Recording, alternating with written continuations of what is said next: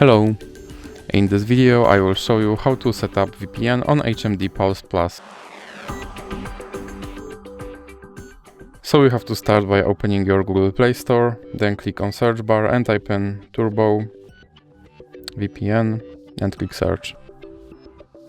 Now select this application and click install.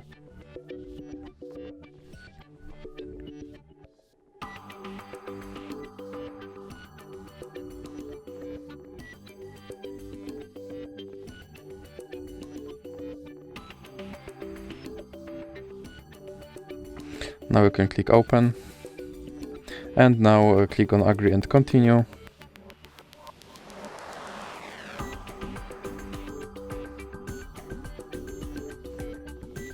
Now you can close this ad and then click allow. Now you can tap on this button to start your VPN, then click accept all and click OK.